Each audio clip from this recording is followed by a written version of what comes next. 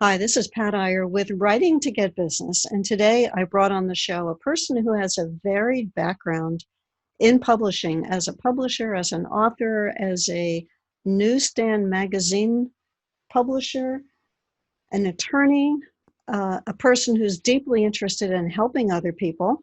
I met Lyle Benjamin originally at an Author 101 University conference, and we got to know each other a little bit as we were both attending this conference. And I have since seen Lyle as he's been part of a coaching group that I'm also involved with. Welcome to the show, Lyle. Well, thank you, Pat. Thank you very much for having me, and I appreciate your time today. I know as we were talking right before I turned on the recording that you've got a varied background.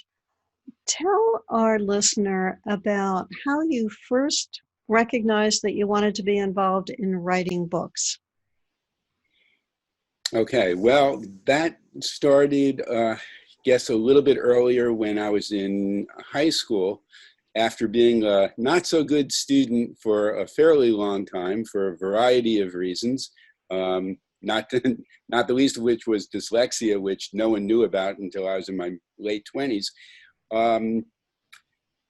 I got into a gifted program where we specialized in literary criticism, and I found that I was pretty good at analysis and writing, and I enjoyed it quite a bit. So when I went on to college, I majored in that area as well as creative writing, and I really enjoyed telling a variety of stories in different voices.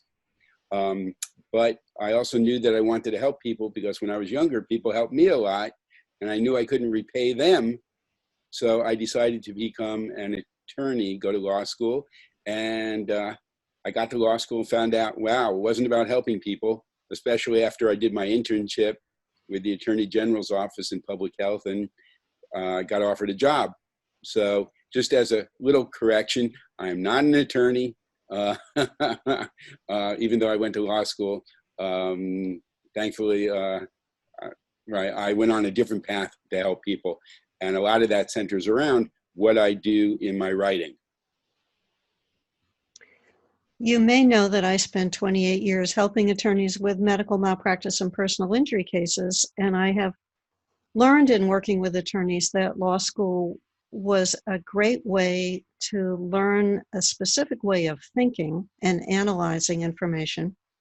I also learned that going to law school did nothing to prepare attorneys for setting up practice and getting cases and learning how to market and manage people, part social work, part analytical thinking, part writing.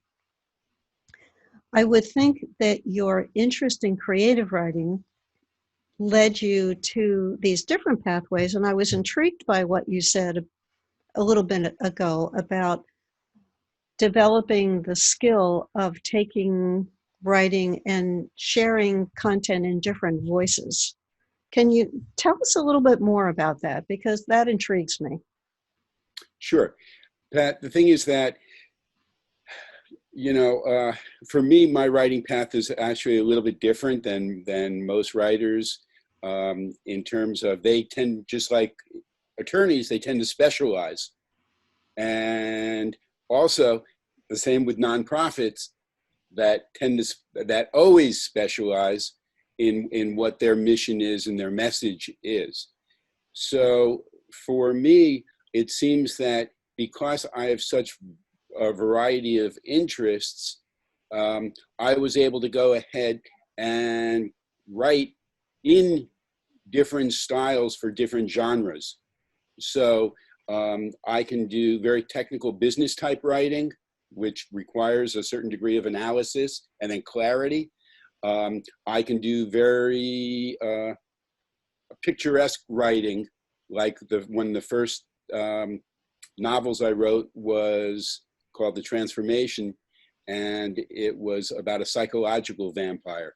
And so it followed some of the confines of, that lore as a Gothic novel, actually, because that's what my high honors paper was in college, right? The romantic lover in romanticism.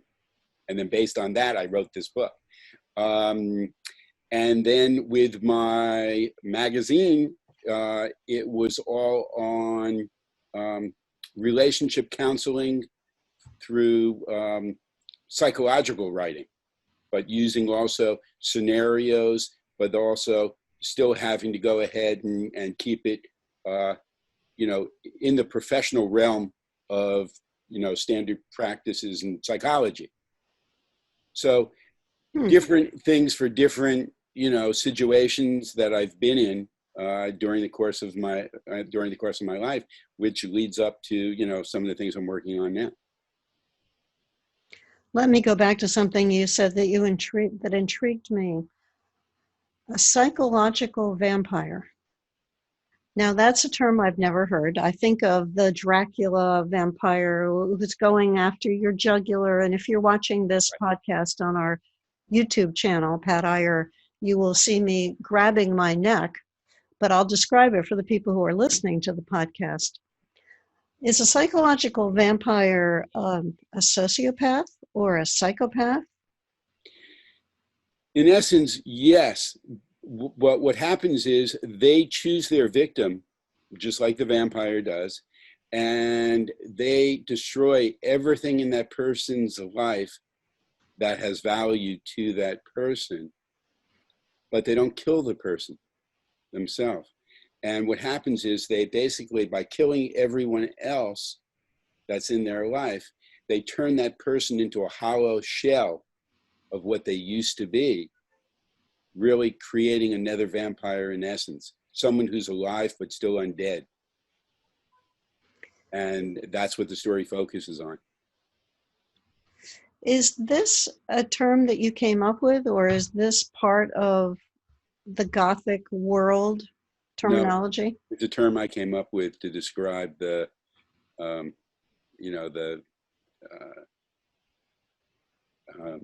let's say the villain in the story.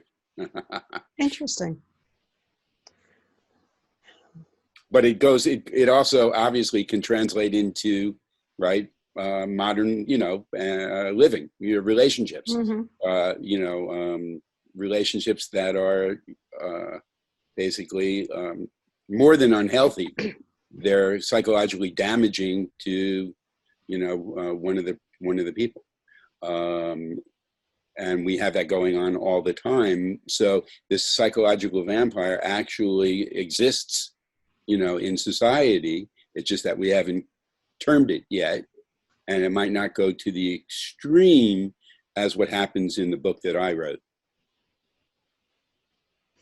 There was a point in my life when I read stories about mass murderers. I was very interested in psychology when I was in high school, and it was a choice between nursing school and getting a degree in psychology. I went for the more practical route of becoming a nurse, and also I had a full scholarship to a nursing program, which helped enormously in that decision. But I have always found interesting the way that people who are raised seemingly in a normal environment become sociopaths, and some of them become murderers, but the majority of them are amongst us, functioning in various roles in their life to various degrees of abnormality. So putting the psychological vampire aside, let's go back to your first book. Was your first book the novel that we were just talking about, or was your first book tackling something else? Wow, I've got to recall all the years ago. It might have been, yes, the transformation, and then, the areas it seems like I gravitate towards in my writing are ones that might have to do with even, larger social implications. I wrote a book called A Not So Delicate Balance. And that's when I had moved to New York, because I got a literary agent after my magazine. And it was accepted by Ballantine Books for publication. It went through all the levels, but I missed the required number of pages for doing a hardback edition, which is how they were going to release it. And unfortunately, they asked me to do a subplot. and I didn't go ahead and do it. When I was younger, I wasn't that bright. So I passed up a few opportunities for doing like movies based upon a script I wrote and you know, that book and some other things, and went into business instead. And I guess we'll talk about that in a little bit. But A Not So Delicate Balance was based on Star Trek: The Next Generation, and it was a sociological story, which obviously was good enough for publication. But it dealt with basically the issue of enslavement of a second class on a planet and how that was being handled. And sometimes you have to make hard choices in you know, because you don't have all the facts on the ground, so to speak. So it's really interesting. And I think that what I'm moving towards is that one day I'll just go ahead and just put out all these books at one time, you know, now that we have ebooks and everything else and self-publishing, and make them available, because from the people who have read them, they think that they're pretty decent. So that's. You are fascinating, Lyle. You have a combination of writing about science fiction, Gothic thrillers. You've been a magazine publisher. Tell us about the magazine publishing piece, how that fit into your life. And I'm sure there are other genres of books that we haven't talked about. Yes. So let's focus on the magazine. You mentioned a newsstand magazine, a publisher. What was that topic, and how did you get into magazine publishing? Sure. Let's see. When I was in my senior year of high school, I was asked to go ahead and join the journalism department, a journalism club at the school.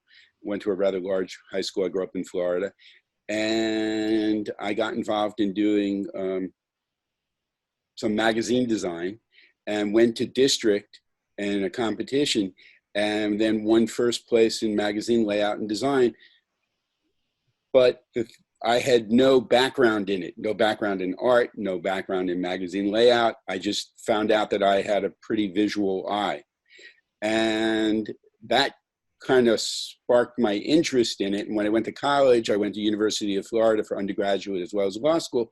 And the university didn't have a magazine at the time. They had a newspaper, but nothing for their creative writers other than that. So I formed with a couple of my friends, three of my friends actually, a magazine which is called The Prosary, which combined prose and poetry together in the publication. So we in essence started the University of Florida's literary magazine. And then when I was in undergraduate and law school, I supported myself by doing, you know, editing and writing and, you know, resume, whatever for students and graduates. And then I formed a company, and it was a design and then later a printing company, a marketing company that, you know, did work in the community, just like a normal printer would. So I used my,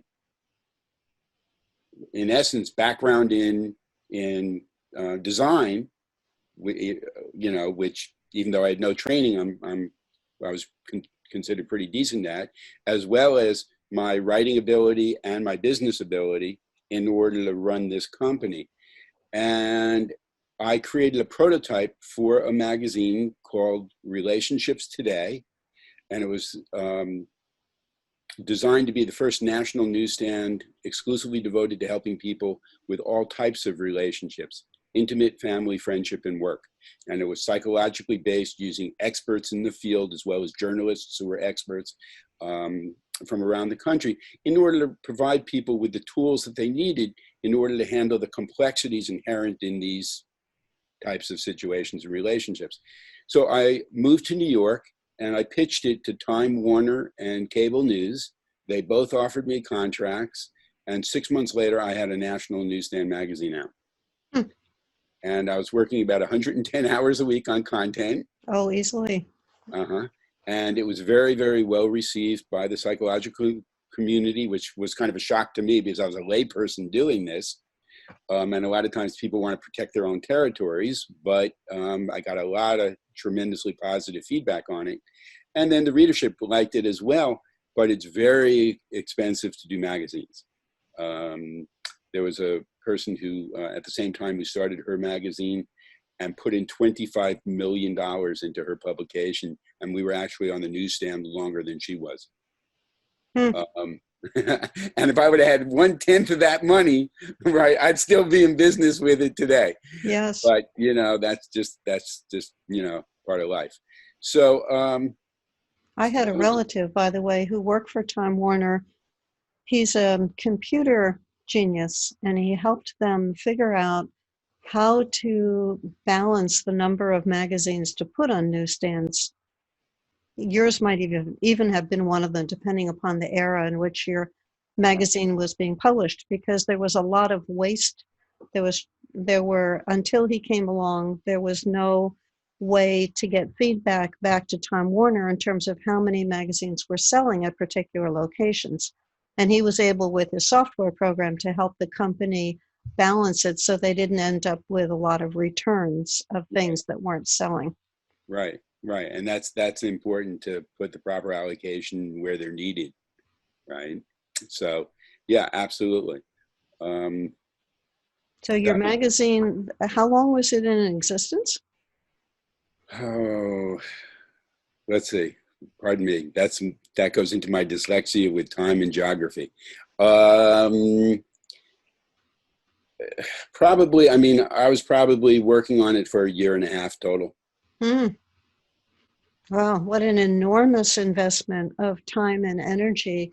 How did that activity then build on other things that you did with your life? Because you had to learn a whole new world in order to be able to put together a magazine and put in those 110 plus hours a week. Yeah. So actually, it was chronological time, a year and a half. If you go ahead and and then add up actual time, right? You know, Right, in more terms of like a decade. what normally people work on. Yeah.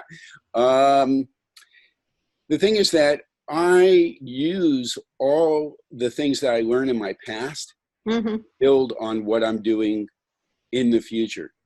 And I dig out things in order to go ahead and help me do what I'm doing even today. And what I do is I don't go ahead and use a single approach to what I'm doing.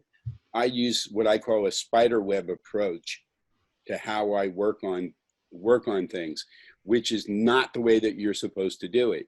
And that is that I build oftentimes a lot of systems that can work independently, but have tremendous connections to each other, so that when we do go ahead and, let's say, finally get the exposure that we need with one area, there's all these other interconnected systems that form the foundation that will be pulled along with it at the same time, and we won't have to go into all these years of development in order to go ahead and have the impact that we want. I like that image. That makes sense to me. Well, thank you. And you'll see where I'm at today, which is actually right at the cusp of launching, you know, these things. Unfortunately, a little delay with COVID-19. You're going to see how this is put into effect, which hopefully will have the desired result, and why I'm doing it this way as well. And whatever. You've at some point transitioned from psychological vampires, I can't stop that phrase from ringing in my head, to publishing and then to business books. Bring us along about, once you left the publishing world and you were focused on magazines, to how you transitioned in your writing career after that point. Well, actually, it was the magazine period and then the book period after that when I moved. I'd gotten a literary agent who's actually pretty pretty well known in the industry. And he helped me get, this was after I had gone back to Florida and sort of recuperated from doing the magazine. I was offered, I did a presentation with Bank of New York just on the business side right before I was going to shut down the publication. And then I went back to Florida, and I found out that they had offered me $500,000 to come back up to New York to get the publication going again. And I said, give me the $500,000, then I'll come back to New York. And they said, come back to New York and we'll give you the $500,000. And I said, okay, I'm taking a break. So I then recuperated a little bit, and I did some outreach and got this agent, and he helped me get an apartment in New York, and I moved up again. And we started to work together, and even though I'm dyslexic, I play Scrabble. And there was a time during this period where I played competitive Scrabble and did fairly well. And one of my mentors, when I was writing The Transformation, this was out in New Mexico, where I stayed for a year, was a psychologist, and he was one of the top dozen players in the world. And we used to talk and play, and it took me quite a while to beat him. But I played in that club, I played in Florida, and then I played in New York City. And through playing Scrabble, I met someone, got into a relationship, and she was with her mother in a women's writing guild that they owned. And they asked me to redo their publication. So I redid their magazine. And then they had a business that was failing. They were going to shut that down. They asked me to help turn around their business, and I did that. And then my girlfriend at the time asked me to start my own business because her mother wanted to go ahead and just continue with the way they had done it previously, build on the success that I had given them. So I said, well, go stay with your mom, do that, and I'll go back to writing. And unfortunately, she convinced me to go into business based on what I was doing with her and, her company, and branch off from that and go into publications and go into special events. And when I told my literary agent that I was doing this, he was rather upset. And he said, you have to be the stupidest person in the world. You have a chance to be a great writer, and you're going into business. Anybody can do business, right? Don't ever talk to me again. So that's why I'm not telling you who he is until we're off air. We respect that. Off air, because you might actually know the person if you were at Writers, Authors 101.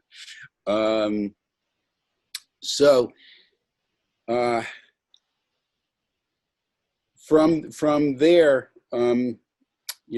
I went into business, but I stayed in the publication realm as well.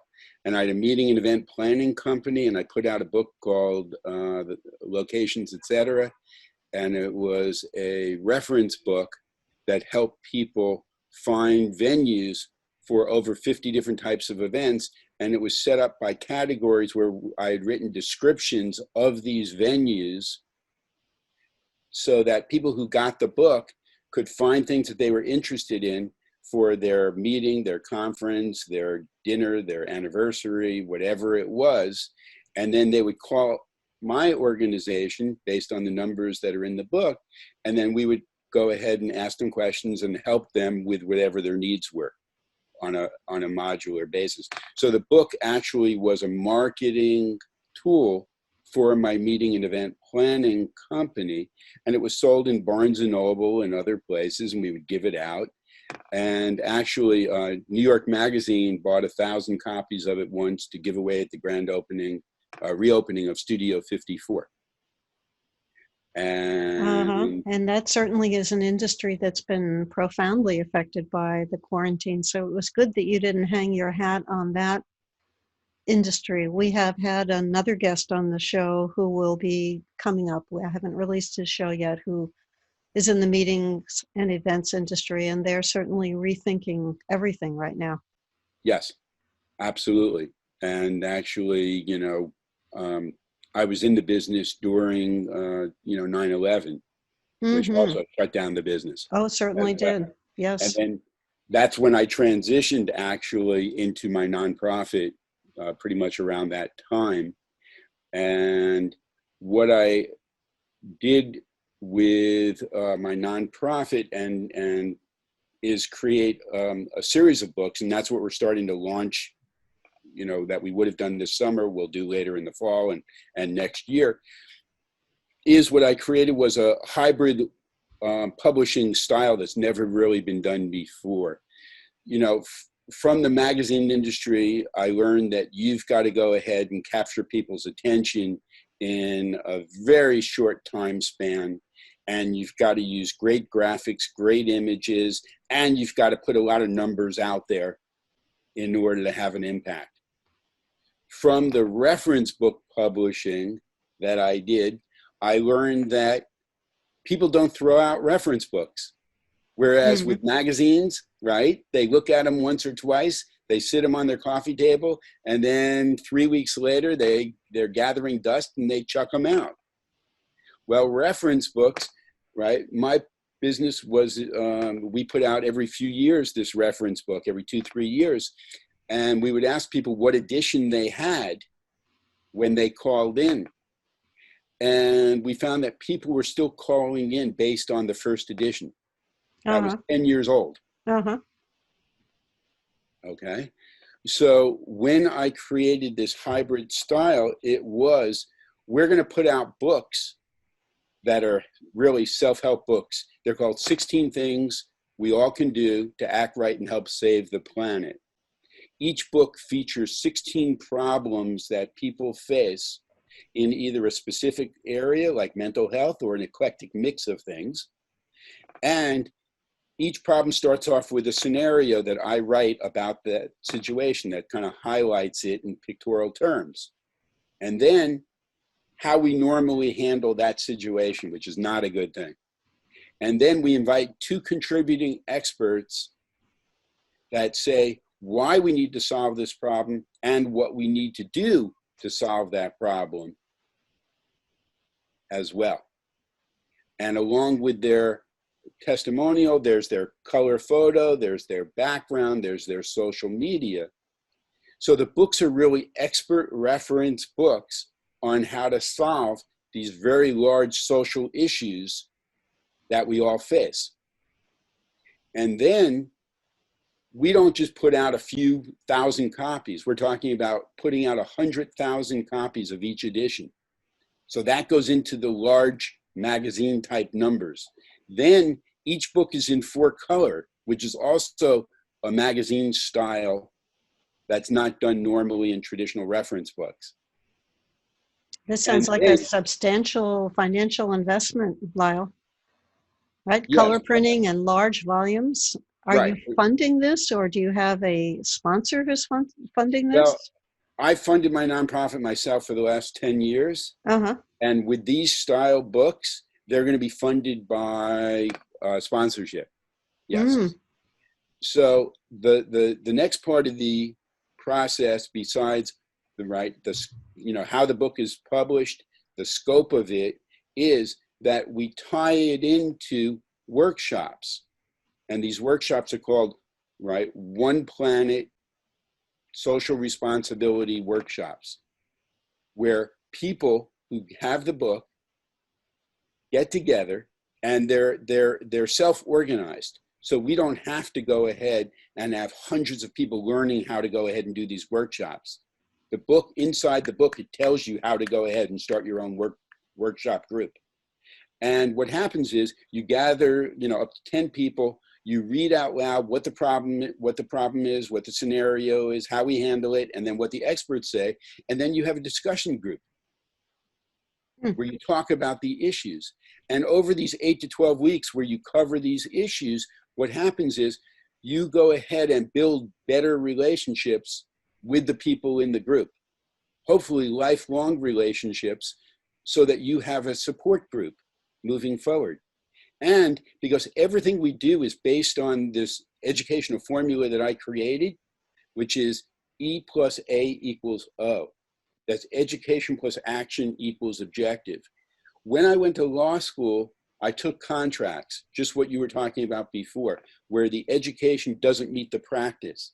I never learned to write a contract till I was out of law school. That's not a good educational system. So what I did was every system that I build and every program I build is based on this formula. And actually, that's the second part of the formula. The first part is you got to start with your objective. Whether you're a writer, graphic designer, IT, whether you're doing business, marketing, management, you got to know what your objectives are. Even nursing, doctors, whatever. If you don't know what your objective is, right? How the heck are you going to help someone? Okay, so you start with your objective. Then what you have to do is you have to make the connection with whoever you're doing outreach to. And you do that so that you can build the relationship. Once you build the relationship, no matter how quickly that happens, you then have the opportunity to do education plus action to achieve that original objective.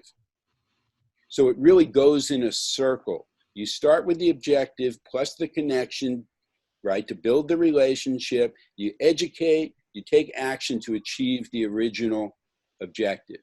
And that's how I've designed everything that we do, from our internship mentorship program, which is used with universities like NYU, Columbia, right? CUNY, SUNY schools, all the way out to California, to Florida, to internationally, to, you know, all the other projects and programs that we have. So I feel like I have wandered into your ecosystem, Lyle. dangerous place to go. I see the big vision, and I appreciate the thought and the analysis that's gone into this, because you have such a fascinating background. And I will summarize for the person who's listening to this podcast. This is what I take away from our discussion, is you've taken your experiences and you keep building on them. You pull in different skills, different experiences. You have been involved in Gothic novels, in science fiction, in magazines that have been on the newsstands, in psychological concepts. The psychological vampire is connected to the psychology of relationships in some way in your experiences. And then you've moved into that passion of wanting to help people by looking at what's appealing to them. You know, we talk a lot about people's short attention spans. And you've taken that concept of the short attention span and how you grab a person in a magazine and brought it into a more traditional book format, which has then led to a whole series of unique publications tied in with workshops that will be coming from you in the future and is already in the works and will be released in the year 2020. Yes. Yes. And, you know, because of what's going on with COVID, like everyone else, I've had to reflect on what, you know, this virus has done to, you know, our quality of life and how much it's affected more than anything else, literally everyone on the planet in some degree or another. And, you know, this is coming down from, you know, 7.7 billion people, you know, who have been affected. And, you know, there's a press release that I just wrote about this new publishing program that I'll talk about if I have a little bit of time, Pat, down to the people who are affected most, which is the smallest subset, those who have lost family members due to COVID-19. No one has been affected more than these people, because when you lose someone to sudden illness or accident and you don't really have the time to prepare, it is really damaging on so many different levels. And I actually went through that personally myself where I lost my father, my stepmother, and my little sister in a private plane crash. Mm. And you really don't think that your life is ever going to be the same after something like this happens. And indeed, you might heal, and hopefully you do, but you still have the pain of what you went through from this loss. So what I did was I created a new publication series called Legacy Lifelines, and we're starting with a book which is a memorial book, which can take a family member and guide them through the different steps that they would examine in that loved one's life who they lost. And then they get to go ahead and not only answer questions about things that brought that person joy at these different stages, but also share stories that they learned about that person. In other words, it's a combination of facts, stories, and even that person's thoughts about different things about life. And so there's the Legacy Lifelines memorial book, and then there's actually, you can do that on your own, or you can do it through a workbook. And then if you submit it to the organization, you can then go ahead and add in photos and everything else, and we'll produce either a hardbound or softbound book that will provide a keepsake for you, or however many family members you want involved in that. That can really go ahead and bring joy and happiness to your family and generations, and help you heal by not only going through that process, which is like journal writing, the cathartic process of going through this, okay? But then also you can take it out at special events and go through different areas and connect with other people around you. And it builds a deeper bond with you and the person who passed, okay? Because you'll be able to recognize things in their life that you didn't realize or had forgotten about, or when you collaborate with other family members that you didn't even know, that you see in yourself, or if you have children, sometimes you see in your children. Mm-hmm. Okay? And it's really a beautiful way to help people heal, again, on that psychological level without them even sometimes realizing what's going on. Okay, because sometimes we just need to do the behavior, and then, right, the thought and everything else sort of like, and the emotions follow. So that's the the benefits of the book. And what we're going to be doing is we're going to be donating a free copy of Legacy Lifelines Memorial Special Edition to every single family in the world who has lost someone to COVID-19. And unfortunately, those numbers keep climbing. But right now, it's almost at 300,000 people. In the U.S. alone, it's almost at 100,000. And that's something that, we really can't afford to go through for our quality of life because of the damage that it inflicts. It's not just economic damage, it's psychological damage. On ourselves and on our families. And we shouldn't, so we have to go ahead and see how we can do more on the preventative side, as opposed to just the treatment side. Yes, I know there are so many nuances to this, Lyle, and I so appreciate what you're doing. How can our listeners find out more about you, about your efforts? Can you give us a link or some additional information that our listener can use to be able to maintain that contact with you after this podcast is over? Absolutely, and we would love for that to happen. And it doesn't matter, what your background is, where you are in the world, what your nationality, race, age, gender, right? education, level of income is. Everybody is welcome in our organization.